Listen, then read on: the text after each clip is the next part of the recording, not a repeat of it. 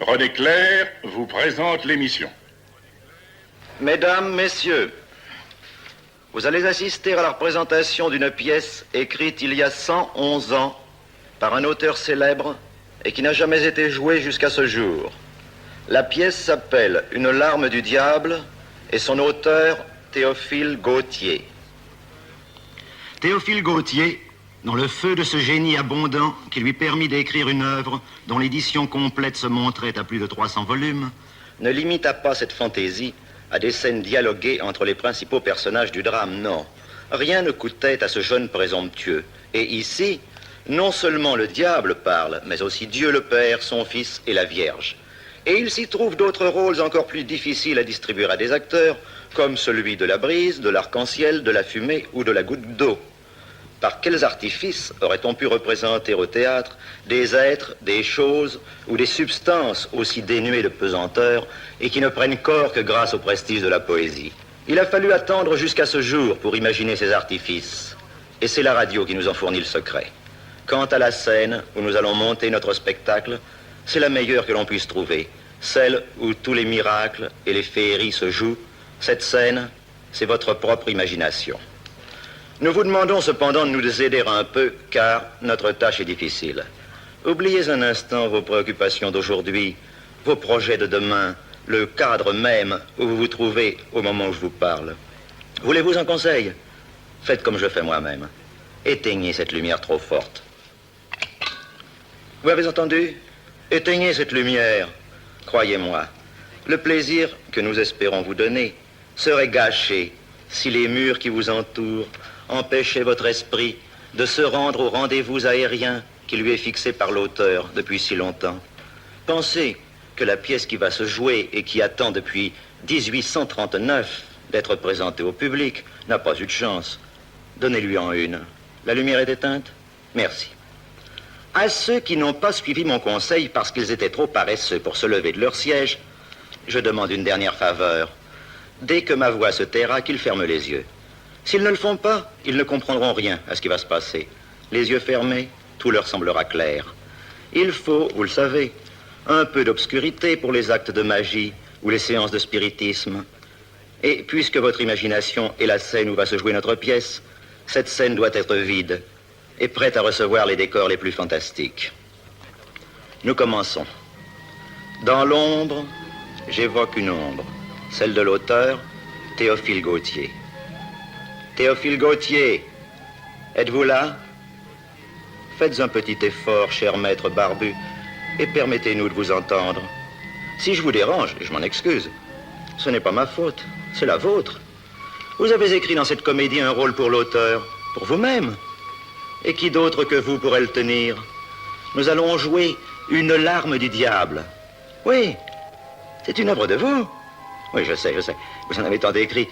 Mais de celle-là, vous allez vous souvenir, car elle est une des plus précieuses. On croirait qu'y ont collaboré Gérard de Nerval et Musset et...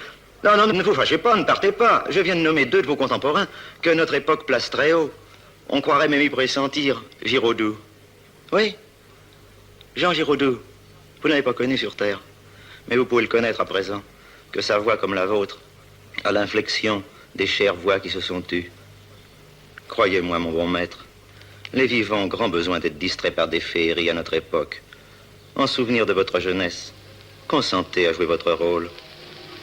Le drame commence, mes chers auditeurs. Et j'ai l'honneur, en vous souhaitant une bonne soirée, de vous présenter l'auteur. La parole est à Théophile Gautier. Cette comédie est universelle. Elle embrasse le ciel et la terre. Plus fort, monsieur Gautier, plus fort. N'oubliez pas que votre voix vient de très loin.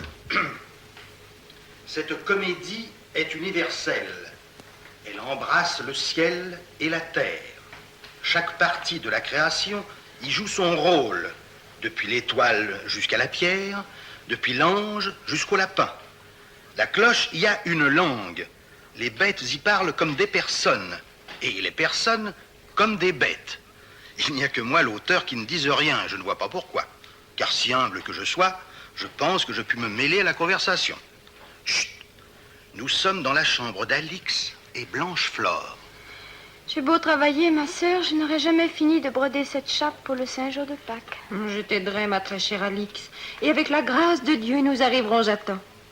Voici que j'ai fini la couronne que je tresse à la Sainte Vierge, avec des grains de verre et de la moelle de roseau. J'ai encore à faire tout ce grand pavot aux larges feuilles écarlates. J'ai bien sommeil. Mes yeux sont pleins de sable. La trame du canevas s'embrouille. La lampe jette des lueurs douteuses. Et l'aiguille s'échappe de mes doigts.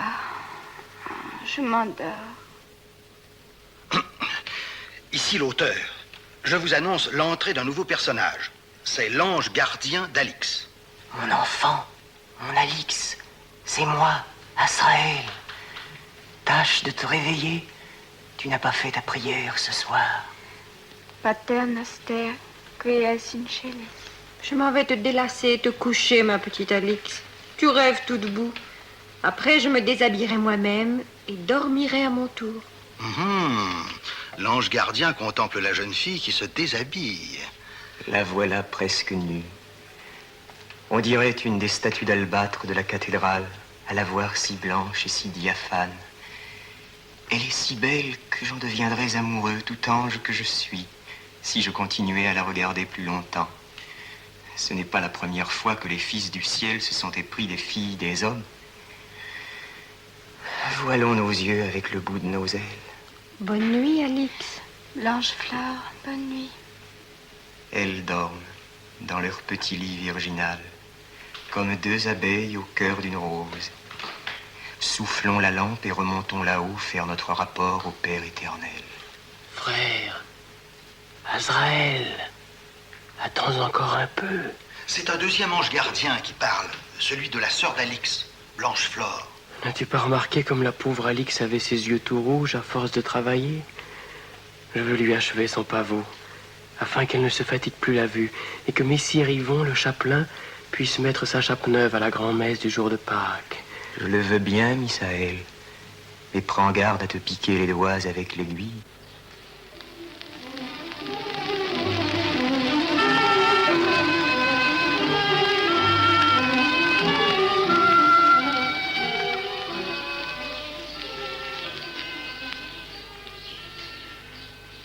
Ici Théophile Gautier. Laissons les deux jeunes filles endormies et leurs anges gardiens à leur broderie. Prenons de la hauteur. Là, nous voici au paradis. Au centre, un vieillard majestueux trône. C'est le bon Dieu, tout simplement. Près de lui, Marie et Jésus. Approchons-nous. Le bon Dieu va parler. Azraël et son compagnon ne sont pas venus me rendre leur compte et faire signer leur livre. Pourtant, le souffle endormi des deux jeunes filles confiées à leur garde monte jusqu'au pied de mon trône comme un parfum et une harmonie. Ah, mes beaux anges, vous êtes des paresseux, et si vous ne vous corrigez, je vous priverai de musique pendant 2 ou 3 000 ans. Je les ai aperçus il y a un instant, tout occupés de tapisserie. Père, les voici. Je vois jusqu'au fond de vos cœurs, vous êtes amoureux de cette Blanche-Fleur et de cette Alix. Je m'en vais faire une enquête sur elles. Et si elles sont aussi pures que vous le dites, je vous accorde leur âme en mariage. Vous les épouserez aussitôt qu'elles arriveront au ciel. Qu'avez-vous à dire, Jésus? Rien qui ne leur soit favorable, mon père. Ce matin, je me suis déguisé en mendiant, je leur ai demandé l'aumône. Elles ont déposé dans ma main lépreuse, chacune à leur tour, une grosse pièce de cuivre, toute glacée de verre de gris. Et toi, ma chère Marie? Elles ont fait brûler dans ma chapelle plus de 10 livres de cire et m'ont donné plus de 20 couronnes de filigrane et de roses blanches. Bien, bien. Qu'en pense l'étoile du matin? En me levant, je les regarde toutes deux par le coin du carreau et je les vois qui travaillent ou qui prient. L'étoile du soir? Comme ma sœur matinale, je les ai toujours vues travailler ou prier. Parfait. La brise a-t-elle un écho à nous apporter? J'ai passé à côté d'elle, l'une chantait, j'ai pris sa chanson sur sa bouche, la voici. En revenant de ses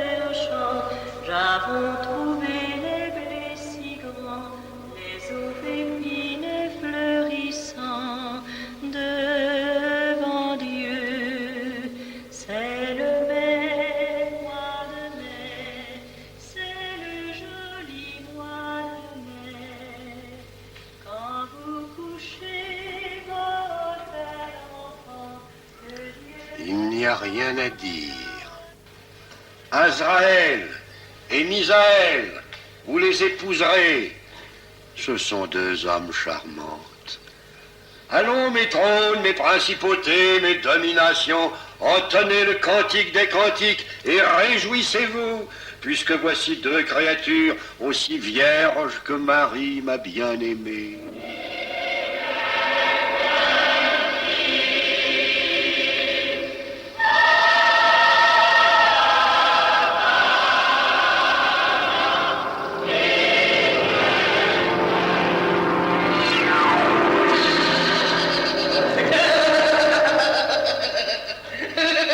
Quel est le drôle qui ose ricaner dans mon paradis d'une manière aussi insolente?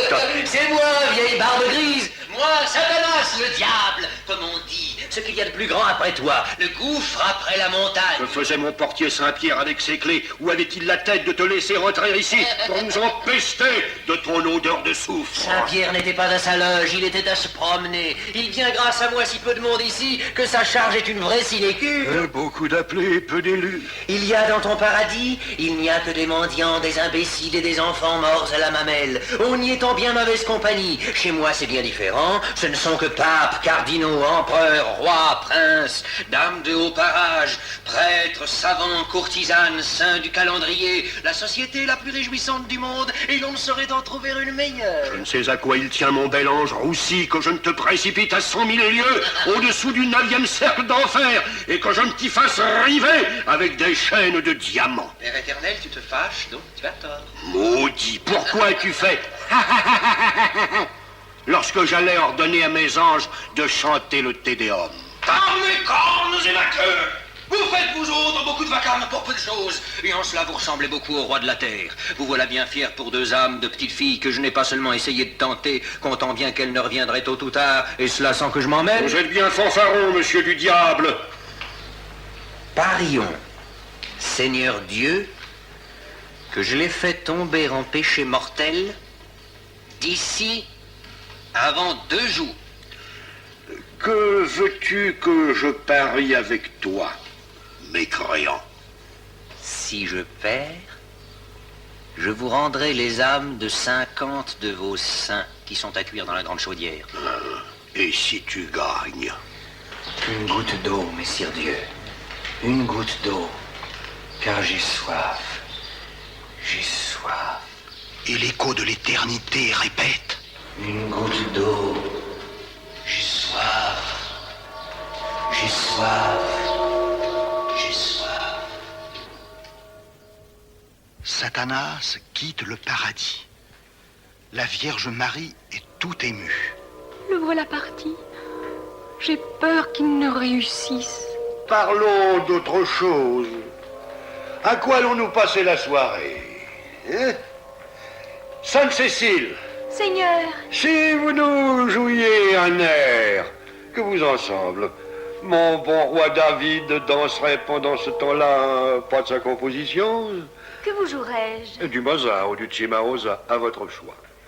Je défends au vent et au tonnerre de dire un seul mot de tout ce soir. Je veux entendre mon grand air avec tranquillité.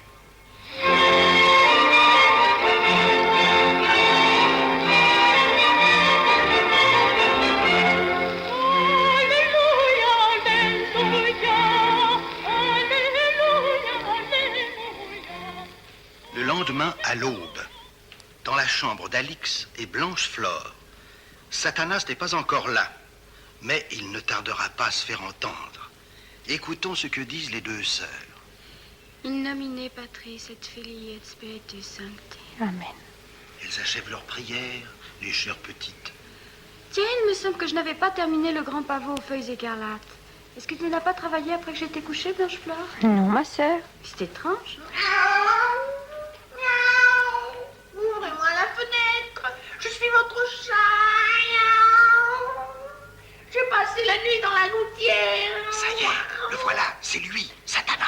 Ah, Alix, je n'ai pas encore mis ma guimpe et le page Valentin est à sa croisée. Bien raté son entrée. Mes fidèles, mes chrétiens, je suis la cloche.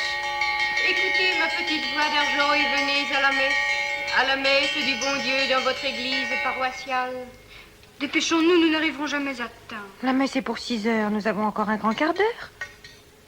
Écoutez votre vieille horloge, vous n'avez pas un instant à perdre. Les aiguilles sont les paresseuses, je retarde de 25 minutes. Nous sommes dans la rue. C'est un lieu autrement dangereux pour des jeunes filles. Voyons quel tour nous prépare notre diable. Tiens, le voilà transformé en marchand de colifichets. Mes belles demoiselles, daignez à jeter les yeux sur ma boutique. Elle est on ne peut mieux fournie. Vous les faut des rubans, des pointes Venise, du satin à tout le vent, des miroirs de poche en pur cristal. Nous verrons en revenant de la messe. Je n'achèterai rien à ce marchand. Je lui trouve quelque chose de faux dans la physionomie. Notre diable a l'air dépité. Il disparaît. Oh, le voici en jongleur, un peu plus loin. Qu'est-ce qu'il grommelle? Il faut qu'elle manque la messe. Essayons de la curiosité. Mesdames et messieurs, entrez, entrez, entrez!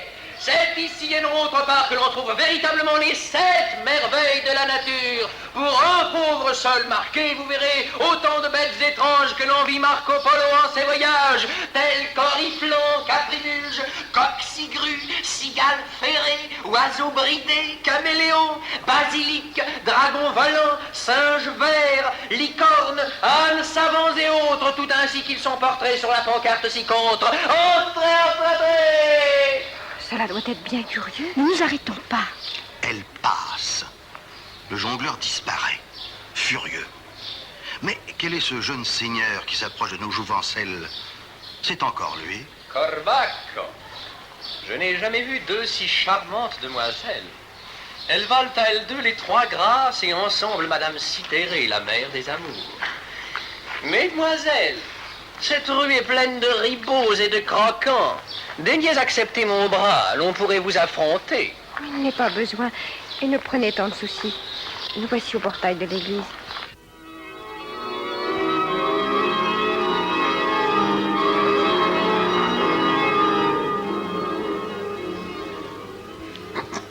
Il n'y a ici que des enfants et des vieilles femmes.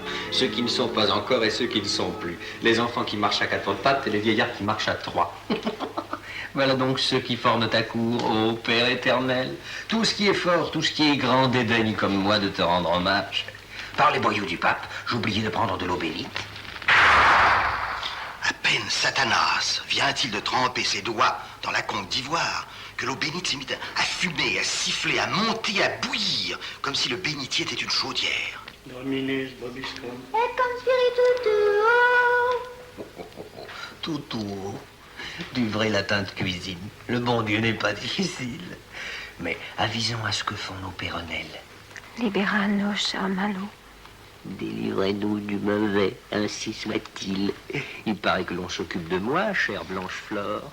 Satanas s'approche de Blanche-Flore et lui souffle à l'oreille. Que cette jeune fille est belle. On la prendrait plutôt pour une dame de la cour que pour une simple bourgeoise. Elle efface toutes ses compagnes. Et l'orgueil de Blanchefort répond en écho. Il est vrai que je ne suis pas mal. Et que si j'étais parée, peu de jeunes filles pourraient l'emporter sur moi. Satanas exulte. Il se détourne un peu pour ricaner. Oh, les femmes. Je crois que la plus humble a encore plus d'orgueil que moi, le diable qui ne reconnaît personne au-dessus de moi, pas même Dieu. Mais poursuivons notre jeu.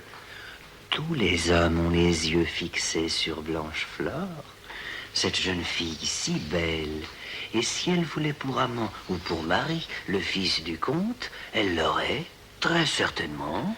Cette fois, Blancheflore est si troublée qu'elle laisse tomber son livre de messe.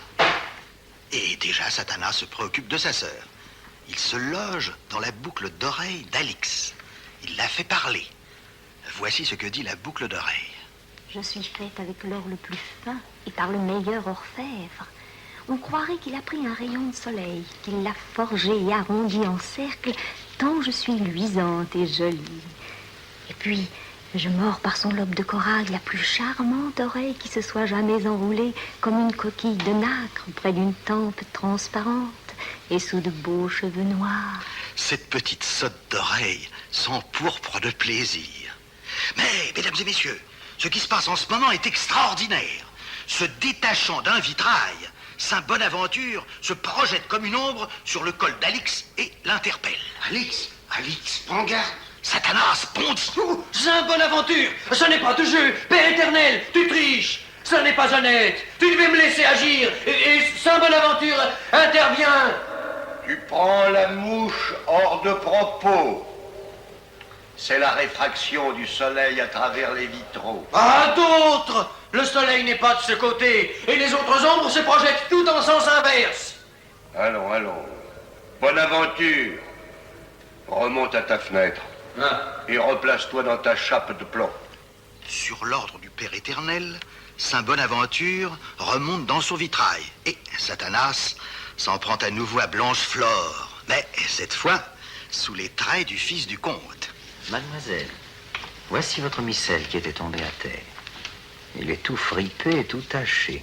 Daignez accepter le mien. Laissez-moi celui-ci, j'ai un enlumineur fort habile qui réparera le dommage. Monseigneur, vous êtes bien bon. Oh mon Dieu, que ce livre est beau, que ces figures sont bien peintes, que ces marges sont ornées avec goût. C'est un livre très précieux. Voyons les images. Quel est donc ce sujet? Je ne le connais pas. Un jeune homme et une jeune fille qui se promènent seuls dans un beau jardin en fleurs. Leurs yeux brillent d'un éclat extraordinaire. Leurs lèvres s'épanouissent comme des roses. Le jeune homme a un bras autour de la jeune fille. On dirait qu'ils vont s'embrasser. Je n'ai jamais vu de pareilles vignettes dans un livre de messe. Comme ils ont l'air heureux. Je suis toute troublée. Il me vient des pensées qui ne m'étaient pas encore venues. Ah, mais que vois-je encore? Un autre couple? La femme est à moitié nue, ses cheveux inondent ses blanches épaules. Ses bras diaphanes sont noués au cou d'un beau cavalier. Les lèvres de la femme sont collées aux siennes. Elle a l'air de boire son haleine. Apparemment, c'est la parabole de l'enfant prodigue quand il est chez les courtisanes. Oh, et plus loin encore. Je ne voudrais pas voir toutes ces images. Et pourtant, je regarde. Oh, je me sens la figure tout en feu. Oh, que cela est singulier. Si cette vertu-là était seule dans une chambre, le premier vice un peu bien vêtu qui se présenterait en aurait bon marché.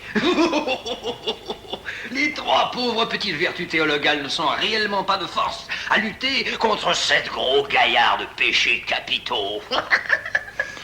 Il me semble qu'il serait bien agréable d'être embrassé ainsi par le page Valentin.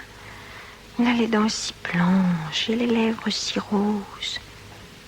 Voyons encore cette image. Je n'en regarderai plus après. Tu la regarderas jusqu'à la dernière, ou je vais m'emporter moi-même. Si j'avais un amant qui ressemblât au jeune seigneur peint sur cette miniature, je serais bien heureuse.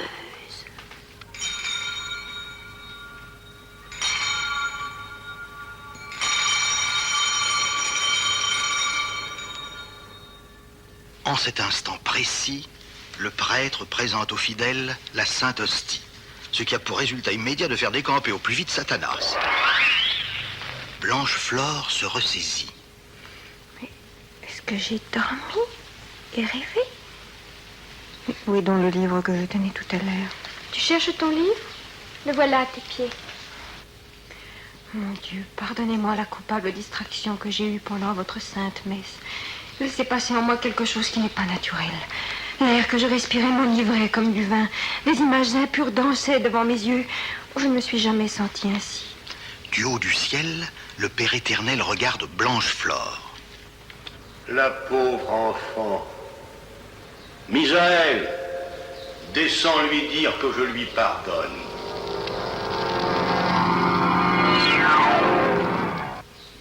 Blancheflore, Dieu vous pardonne. Je me sens plus tranquille. Allons-nous-en, ma sœur. Oh, donne-moi le bras. Je suis si étourdie que je ne puis me soutenir. Enfin, les voici dehors. J'espère que mes tentations auront un meilleur succès dans un autre endroit. Satanas, Satanas, ta goutte d'eau n'est pas encore gagnée. Guettant Alix et Blancheflore, Satanas se promène, solitaire, dans une allée du parc. Les oiseaux chantent, les fleurs embaument, l'endroit est fort beau. Comme la nature est ennuyeuse. À mes pieds, là, devant moi, un colimaçon sur une rose. Quel spectacle! Mais que peut dire un colimaçon? Oh, charmante rose, je t'aime. Permets que je te baise à la bouche et au cœur. Tu es pleine de délices. Et je me pâme rien qu'à t'approcher. Oh, fi donc. Mais veux-tu me laisser? Avec ces vilains baisers pleins de bave. Ah, voici l'éternelle histoire du monde. La vieillesse et la laideur aux prises avec la vertu et la beauté. Il me semble voir une jeune fille qui épouse un vieux mari. Ma rose, ma belle rose embaumée, il est vrai que je bave, mais ma bave est d'argent. Ah, vous n'êtes pas si laid que je le croyais d'abord. Et il me semble que je vous aime déjà beaucoup. Colimaçon, mon ami, tu es un habile séducteur. Tu as en vérité tout ce qu'il faut pour faire le plus délicieux mari du monde. De l'argent et des cornes. Que diable veut donc ce papillon qui voltige par ici et qui bourdonne à l'oreille de la rose? Ah, je devine. C'est le galant, c'est l'ami de cœur.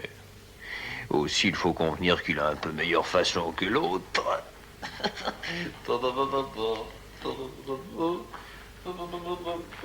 Ah, c'est vous, monsieur le lapin. Qu'avez-vous à fixer sur moi vos gros yeux bleus? Je n'aime pas qu'on me regarde, monsieur du lapin. C'est que vous avez sur le front écrit en caractères rouges une inscription terrible. Je n'aimerai jamais. Ariel, 20 ans! Il a dit vrai. Je n'aimerai jamais. Jamais. Alors, ressaisissons-nous. Oh, voici venir Alix et Blanche-Flore. Quel plaisir de se promener sous les larges feuilles de châtaignier avec des grappes de fleurs pour girandoles. Sur un gazon couleur d'espérance, tout semé de marguerites et de pâquerettes. Voici une marguerite qui a un cœur d'or et des feuilles d'argent. Questionnons-la. Pourquoi faire? Nous n'avons pas d'amoureux. Nous pourrions en avoir si nous le voulions. Il y en a beaucoup qui en ont et qui ne nous valent pas. Écoute ce que la fleur va dire. Cela nous amusera. C'est pour toi que j'arrache tes feuilles. M'aime-t-il un peu, beaucoup, pas du tout. M'aime-t-il un peu, beaucoup, pas du tout. Il ne t'aime pas du tout, c'est positif. Tu t'es trompé. Tu as sauté une feuille. Non, j'ai bien compté. Non, te dis-je. Que la nature des femmes est une singulière nature. Voici une petite fille qui ne connaît l'amour que pour en avoir entendu parler et qui s'indigne à la seule supposition que l'amant qu'elle n'a pas pourrait peut-être ne point l'aimer. Le moment est venu de nous montrer. La petite serait enchantée de faire voir à sa sœur que la Marguerite en a menti. Ça, quelle figure allons-nous prendre? Don Juan ou Lovelace? Don Juan est usé comme la soutane d'un séminariste ou l'escalier d'une fille de joie. Lovelace est un peu plus inédit. Oui, décidément, je serai Lovelace. Et je ne doute point que sa perruque poudrée et son habit à la française me fassent un effet merveilleux. Quel est ce beau cavalier qui s'avance vers nous? Sa démarche est élégante. Il a l'air tout à fait noble et le plus gracieux du monde. On dirait qu'il veut nous aborder. Mesdemoiselles, pardonnez-moi si je me mêle à votre entretien sans y être convié, mais j'ai entendu sans le vouloir une partie de votre conversation. Vous avez fait à une fleur rustique et sotte qui ne sait ce qu'elle dit une question à laquelle votre miroir eût répondu plus juste et plus pertinemment. Je m'inscris en faux contre la réponse de la fleur. La netteté vous fait dire là des choses que vous ne pensez sans doute point. Je sais ce que je dis et je dis ce que je pense. Vous allez voir que cette Marguerite-ci aura plus de bon sens que l'autre. M'aime-t-il un peu beaucoup, m'aime-t-il un peu beaucoup? Là, je ne suis pas seul maintenant. Et voici une fleur plus avisée qui parle comme moi. Comme il a de l'esprit. Et qu'il est beau. Ce dialogue monte jusqu'au paradis. Et voilà ce qu'en pensent la Vierge et le bon Dieu. Satanas gagnera. Sa goutte d'eau. Oh. Hélas, hélas. Ah ça, allez-vous vous taire, les anges gardiens. Vos gémissements m'empêchent d'écouter. Et vous, mademoiselle, n'avez-vous pas interrogé la fleur? Pourquoi faire? Les fleurs n'ont rien d'agréable à me répondre. Comment cela? Je ne suis pas assez belle et charmante pour que mon sort soit écrit en lettres d'argent autour des marguerites. Il doit être écrit non autour des simples fleurs des champs, mais autour des étoiles des cieux, en rayons de diamants. Vous croyez parler à ma sœur? Moi? Point, je vous jure. Que dites-vous donc à Blanche-Flore? Et qu'avez-vous à chuchoter comme si vous aviez peur d'être entendue? Je la félicitais sur ce bonheur qu'elle a d'être la sœur d'une aussi belle et gracieuse personne que vous êtes. Et je lui marquais combien j'avais l'imagination frappée des mérites qu'on vous voit. Vraiment? C'était là ce que vous lui disiez? Ce ne sont peut-être pas les termes express, mais c'est quelque chose comme cela. Voilà une scène qui se pose d'une façon qui n'est pas des plus neuves et qui m'a furieusement l'air de vouloir ressembler à la scène de Don Juan entre les deux villageoises. J'aurais dû trouver quelques moyens plus original. Mais, bon, femmes et poissons se prennent aux mêmes appâts depuis le commencement du monde. 100 goujons viennent mordre à la même ligne, 100 femmes à la même ruse. Le poisson ne sort pas de la poêle pour aller compter aux autres comment il a été pris. Et les femmes qui sont fées dans toutes les autres occasions sont poissons dans celle-là. Écoutez-les. À quoi pensez-vous donc? Vous avez l'air distrait.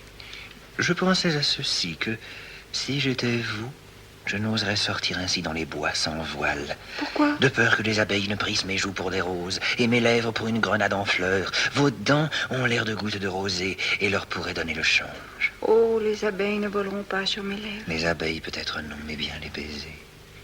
Les baisers sont les abeilles des lèvres. Ils y volent naturellement. Oh, oh. Que faites-vous donc? Je montre à votre sœur comment je ferai pour vous embrasser. Oh, suavité. Il me semble que mon âme se fond et le feu de ses lèvres a passé jusqu'à mon cœur. Alix, chère Alix, j'aurais mille choses à vous dire. Quand pourrais-je vous voir? Quel mal y aurait-il à vous aller un soir me promener au jardin et vous asseoir sous la tonnelle de lilas? J'y vais quelquefois me reposer et rêver à celle que j'aimerais. Il est si doux de respirer au clair de lune, l'âme parfumée des fleurs. Blanche-Flore, chère Blanche-Flore, votre sœur pense que je l'aime mieux que vous, mais elle se trompe. Vous êtes Blanche-Flore, celle que je cherchais, et il y a déjà bien longtemps que je vous adore sans vous connaître.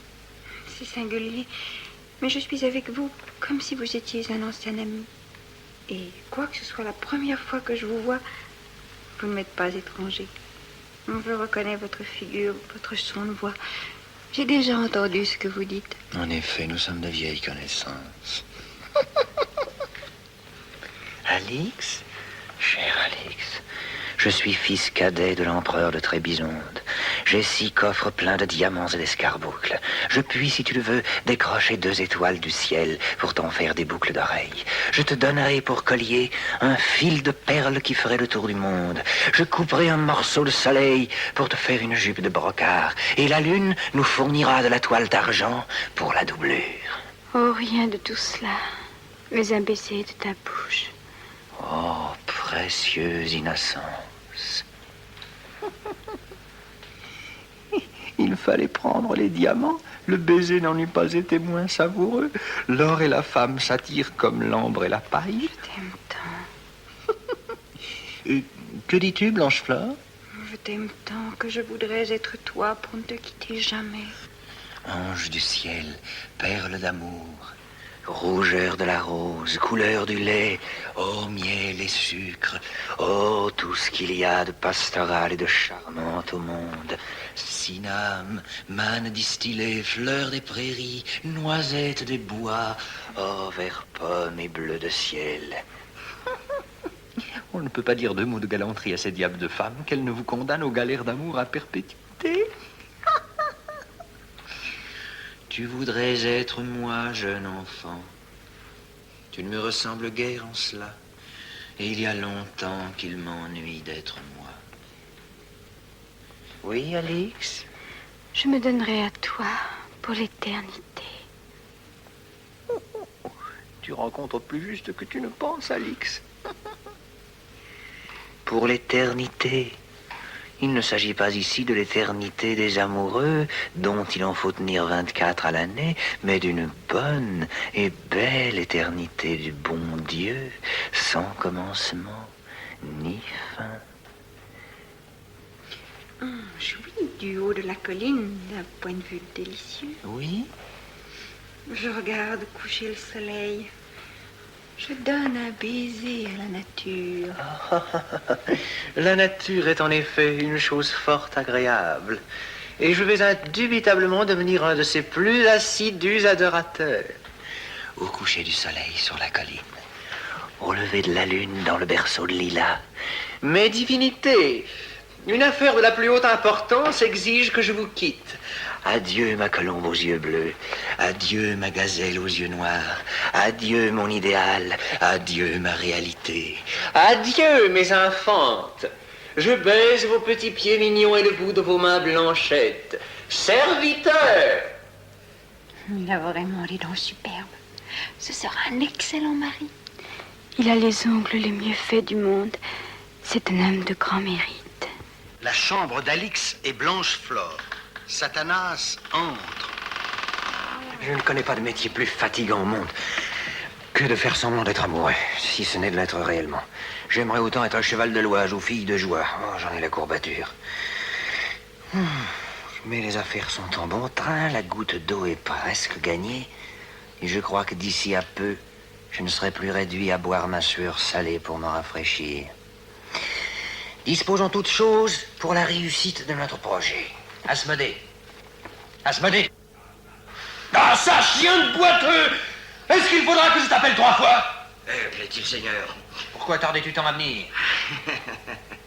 J'étais en train de débaucher une jeune fille au profit d'un riche vieillard. Et comme elle était prise d'un grand coquin de lansquenet bête comme un buffle, mais haut de 5 pieds 11 pouces et large à proportion, j'ai eu beaucoup de mal. Il n'y a rien de vertueux comme une femme qui aime un portefeuille. Mais ce n'est pas de cela qu'il s'agit, et je ne t'ai point appelé pour me faire rendre tes comptes. Il faut que tu me souffles ici ton haleine violette, et que tu m'allumes l'air de cette chambre du plus fin feu de luxure qui se puisse trouver. L'air de la cellule d'une nonne ou d'un cordelier ne sera pas plus embrasé ni plus aphrodisiaque.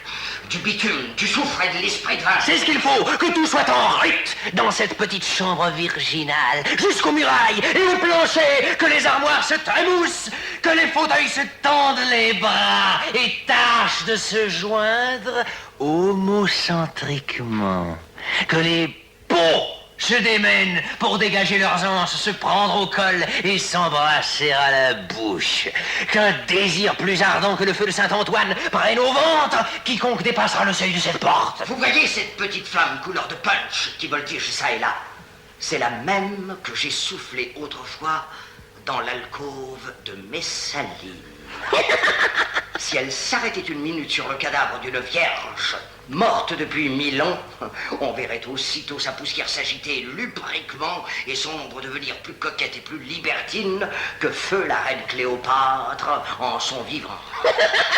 Voilà qui est bien, Asmodée. Tu peux retourner à tes affaires. En attendant l'effet de mon stratagème, je m'en vais pour me distraire et écorcher vive les âmes d'un pape et de 3 rois qui viennent de passer de ce siècle à l'autre, car tout ceci devient d'un fade à vomir. Asmodée n'a pas surestimé son pouvoir. À peine vient-il de disparaître à son tour que les désordres commencent. C'est le fauteuil qui donne le signal, en parlant comme suit à une bergère recouverte d'une housse. Je brûle d'amour pour toi. Je te trouve si charmante, ma ravissante bergère, sous ta robe à grandes fleurs blanches et vertes. Tu as des pieds si mignons, des bras si bien tournés, un dos si souple. Tu t'étales avec tant de grâce au coin de la cheminée qu'il faut absolument que je me marie avec toi. Et la bergère répond: Si je n'étais pas verte, monsieur le fauteuil, et si mes paupières n'étaient pas retenues par des clous dorés, je rougirais, je baisserais les yeux, car vous mettez dans tout ce que vous dites un feu si surprenant, et vous me regardez d'un air si vainqueur, que j'en suis toute déconcertée. Laisse-moi baiser, mon adorable bergère, ton petit pied à roulette de cuivre, et je serai le plus heureux fauteuil du monde. Monsieur, lâchez ma jambe. Oh, l'impudent fauteuil. Quels sont ces éclats? C'est une carafe qui s'échauffe. Mon cher peau bleue du Japon, si nous ne mettons un peu plus de retenue dans nos caresses, nous allons nous casser en 199 morceaux au moins. Réponse du pot bleu. Oh, ma carafe, je crois en vérité que je suis fêlé. Tu viens de me cogner si rudement avec une de tes facettes de cristal que j'en suis tout étourdi. Mais voici Alix et Blanche Flore. Vous allez assister au ravage que les efforts conjugués de Satanas et d'Asmodée ont fait naître en ces êtres purs. Écoutez la voix intérieure de Blanche Flore. Que fait donc le soleil dans le ciel? Les poètes ont bien tort de lui donner un char attelé de 4 chevaux. Il marche aussi lentement qu'un paralytique avec ses béquilles. La voix intérieure d'Alix. Ma lune chérie, soulève donc un pan de ce grand rideau bleu et montre-moi ta petite face d'argent plus claire qu'un bassin. Blanche Flore, toujours en elle-même. Au coucher du soleil sur la colline. Oh, qu'il est beau, que je l'aime. Je suis aussi émue à sa seule pensée que si je le voyais devant moi. Il m'épousera. Oh, que je suis heureuse. Alix, aussi en elle-même. Au lever de la lune. Il me semble que je ne vis que depuis 1 heure. Je suis née au moment où je l'ai vu. Les autres années de mon existence se sont passées dans les ombres de la mort. Mais l'heure approche. Les 2 sœurs reprennent conscience. Mon Alix, j'ai fort mal à la tête. L'air de cette chambre est brûlant. J'étouffe. Si j'allais me promener un peu, cela me ferait du bien. Je tremble qu'elle ne me propose de m'accompagner. Va, ma sœur. Mais comme je me sens un peu lasse, tu ne m'en voudras pas de te laisser aller seule. Je ne savais comment la renvoyer. Maintenant, aiguille, accélère le pas. Timbre de l'horloge, mets-toi à chanter la plus belle heure de ma vie.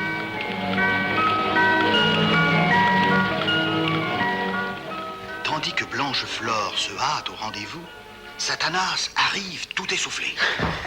Par la triple corne du plus sot mari qui soit d'ici à bien loin, malgré mes ailes de chauve-souris et ma célérité bien connue, j'ai manqué arriver le dernier. Les pieds mignons d'une fille qui va au rendez-vous sont plus prompts que les ailes du grand diable lui-même. Et celui qui va perdre son âme se hâte plus que celui qui va la lui gagner à ce jeu de dés qu'on nomme amour dans le monde et luxure dans le catéchisme. Ça, prenons un air rêveur. Et mettons sur notre face cuivrée un masque de mélancolie amoureuse et de galante impatience. Je la vois qui monte le revers du coteau. Elle semble plutôt glisser que marcher. Le désir la soutient en l'air, lui met des plumes aux talons et ne la laisse toucher le sol que du bout des orteils. Sa face rayonne de béatitude. Des effluves ondoyantes voltigent avec ses blonds cheveux autour de sa tête transparente. Elle éclaire l'air qui l'environne, et ses yeux répercutent plutôt la lumière qu'ils ne la reflètent. Comme elle court joyeusement à sa damnation. Pas une hésitation, pas un regret. Et pourtant, dans ses idées, ce qu'elle va faire est la plus impardonnable des fautes. Mais elle aime. Elle est si heureuse de se perdre, de montrer à son amant qu'elle renonce pour lui à sa couronne d'étoiles comme à sa couronne d'oranger.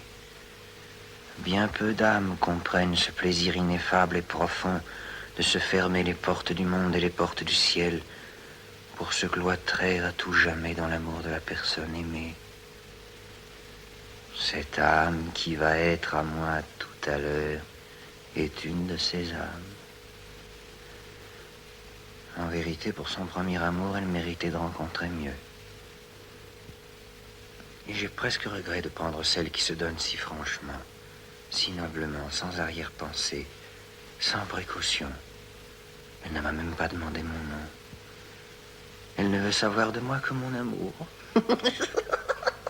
D'honneur, si je pouvais faire usage de sacrement, je l'épouserais très volontiers, car c'est une brave fille. Vous m'attendiez.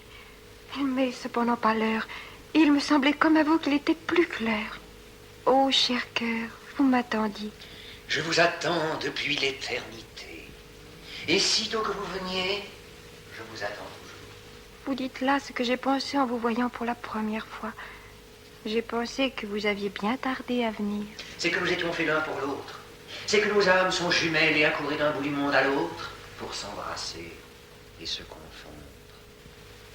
Nos âmes sont comme deux gouttes de pluie qui glissent le long de la même feuille de rose et qui, après avoir cheminé quelque temps côte à côte, se touchent, d'abord par un point, puis entremêlent leur cristal fraternel et finissent par ne former qu'une seule et même larme. Ma goutte d'eau est une larme de joie. La mienne est une larme bien amère. Aucun œil mortel ne pourrait en pleurer une semblable sans devenir aveugle. Il n'y a que moi qui ai pu la pleurer, ne pas en mourir. Oh, laisse-moi la boire. Le jus laiteux de l'euphorbe, le sang noir du pavot, le venin de l'aspic et de la vipère ont un poison moins subtil et moins prompt. On dit qu'il y a des bouches qui sucent sans danger la morsure des serpents et la guérissent. Est-ce que l'amour ne pourrait guérir d'un baiser les morsures de la douleur, sans en prendre le venin? Essayons. Sur tes yeux et ta bouche. Sur ton sein. Plus tard. Oh, je t'en prie, ne va pas croire au moins que je veuille t'éviter. J'irai jusqu'à toucher l'horizon du bout du doigt pour me donner à toi tout entière et sans réserve. Oh, je ne suis pas de ces femmes qui s'économisent et se détaillent, qui donnent un jour une main à baiser, l'autre jour le front ou le bas de leur robe, pour faire durer plus longtemps l'amour par le désir. Mais quand tu devrais m'abandonner au bout d'une heure, je serais satisfaite. Je serais sûre au moins que tu m'aurais aimé cette heure-là. Et qui peut dire qu'il ait été véritablement aimé une heure pendant sa vie? Je voudrais encore revoir une dernière fois la petite chambre où j'ai passé tant d'années pures et limpides. C'est le dernier caprice de ma virginité expirante. C'est la première chose que je te demande. Accorde-la-moi. Je voudrais jeter encore un regard sur ma vie de jeune fille. Et puis, j'ai sur ma fenêtre, dans une cage, une petite colombe sauvage qui ne fait que gémir la nuit et la journée. Je voudrais lui donner sa volée avant de partir avec toi, pour ne plus revenir. Et Alix, comment l'écarter? Oh, je n'y pensais plus. Je ne pense qu'à toi maintenant. Tu es le seul être qui existe au monde à mes yeux. Et tu fais un désert autour de toi. Prends cette fiole, verse une goutte de la liqueur qu'elle contient dans le verre de ta sœur. Le tonnerre du ciel et le canon de la terre gronderaient à son oreille, elle ne se réveillerait pas. Mais il n'y a pas de danger pour elle. Non. Aussitôt que la nuit noire aura jeté ses épaisses fourrures sur ses épaules, je serai sous la fenêtre avec 2 chevaux. Je frapperai 3 coups et tu viendras. Adieu. Je te laisse, mon âme. Voici une jeune créature qui s'exprime avec beaucoup de facilité, qui n'est point tant sotte que je l'aurais cru. Tu, Dieu, comme elle parlait d'abondance et les beaux yeux qu'elle avait. Si je n'étais le diable, c'est-à-dire un personnage assez peu érotique, je croirais en vérité que je joue au naturel le rôle d'amoureux, car je me suis senti au fond de moi 2 ou 3 petits mouvements qui pourraient bien être de concupiscence ou de l'amour, pour parler un langage plus harmonieux et plus honnête. Mais Alix, je lui ai donné rendez-vous au lever de la lune, sans songer qu'il n'y avait pas de lune aujourd'hui. Satan! Seigneur Dieu. Satan, vous avez des griffes aux doigts, mais vous mériteriez d'y avoir des membranes, car vous êtes bête comme une oie. Qu'allez-vous faire? Vous improviserez une lune avec un transparent de papier huilé et un quinquet derrière, comme on fait à l'opéra. Car il vous faut une lune. C'est une distraction un peu forte que j'ai eue là, Seigneur Dieu. C'est le propre des grands génies d'être distrait. Vous-même avez commis une bien étrange distraction lorsque, en créant la femme, vous avez cru faire la femelle de l'homme. Ma bévue n'est pas d'ailleurs fort considérable. La chère demoiselle, le ciel fut-il noir comme la voûte d'un four ou l'âme d'un procureur, elle y verra la lune, le soleil, toutes les planètes avec leurs satellites, car il n'y a pas d'éclipse pour l'étoile d'amour.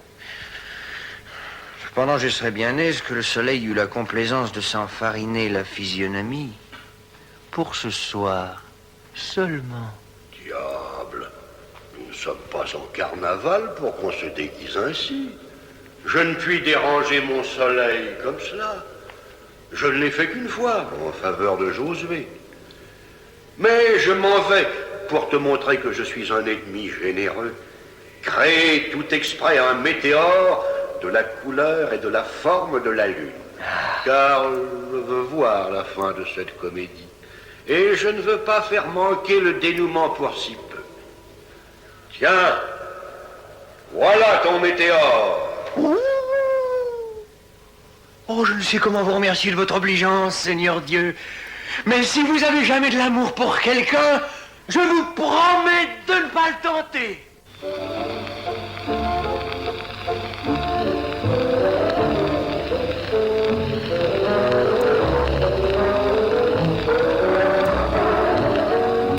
Ici Théophile Gautier. Je vous avouerai que voici déjà bien longtemps que je fais parler les autres et que je serais fort aise de trouver jour à placer convenablement mon petit mot.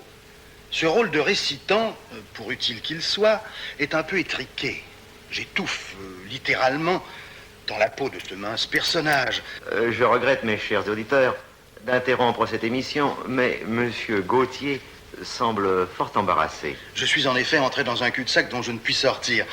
Ce drame, quoique certainement un des plus beaux qui ait jamais serpenté à travers les circonvolutions d'une cervelle humaine, renferme cependant un défaut essentiel. C'est que l'action, si action il y a, est double sans être différente.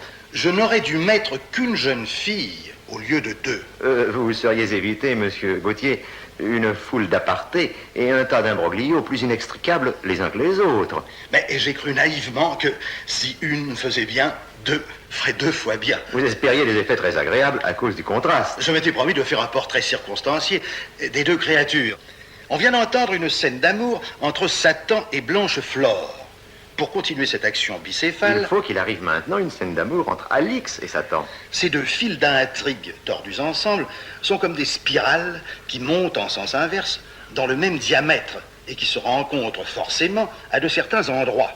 Je n'y peux rien. Cela me prouve seulement que l'on doit préférer, pour soutenir son édifice, la colonne droite à la colonne torse.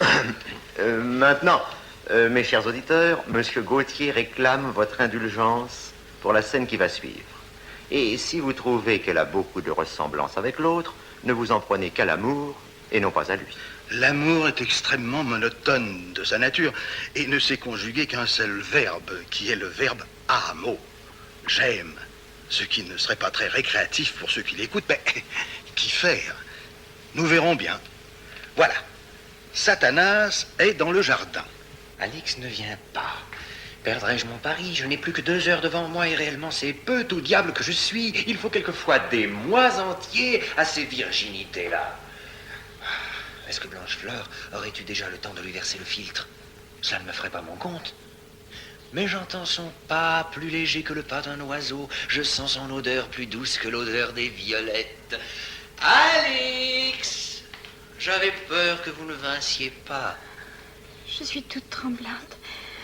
Personne ne m'a vue. Personne? Il n'y a maintenant que les étoiles qui aient les yeux ouverts.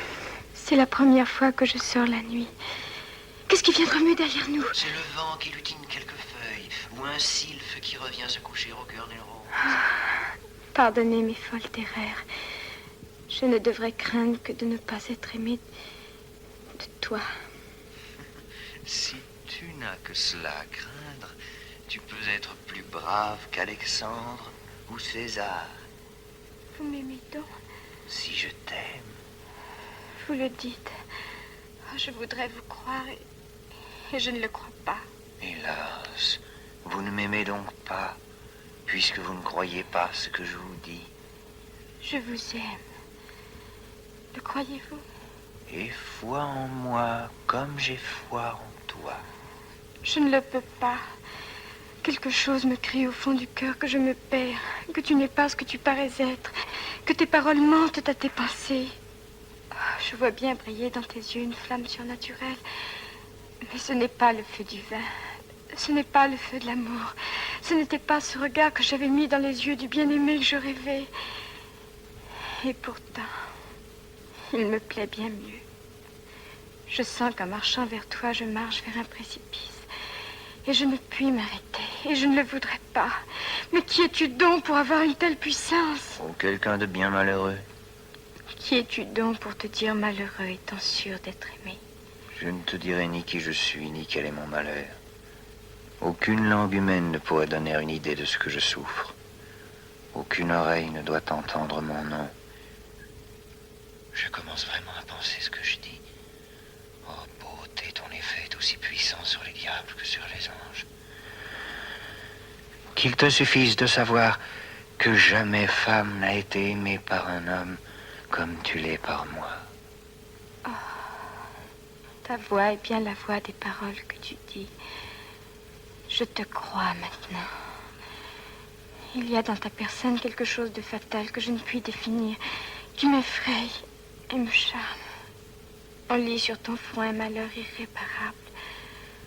Tu es de ceux qui ne se consolent pas et je donnerais ma vie pour te consoler.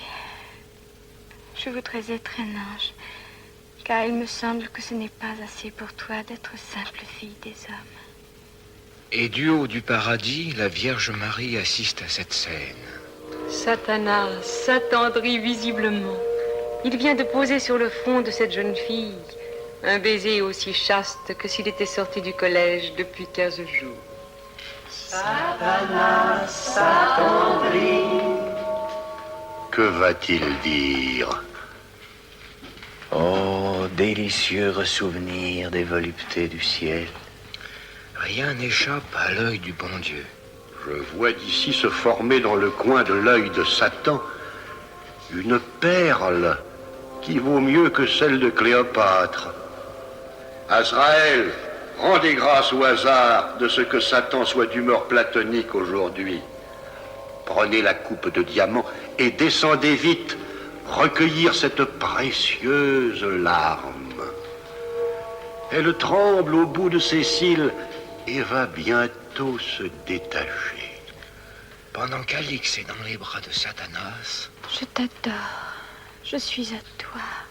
l'horloge de l'éternité compte. C'est l'heure. C'est l'heure. Voilà l'ange Azraël. J'ai perdu. J'arrive à temps. La perle allait tomber. Quoi donc? Quelle est cette apparition? Je suis ton ange gardien, Alix. Celui-là est le diable.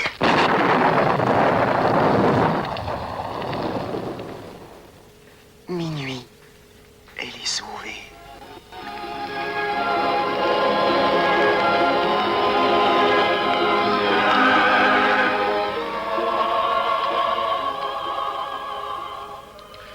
Et Satan est en face de Dieu.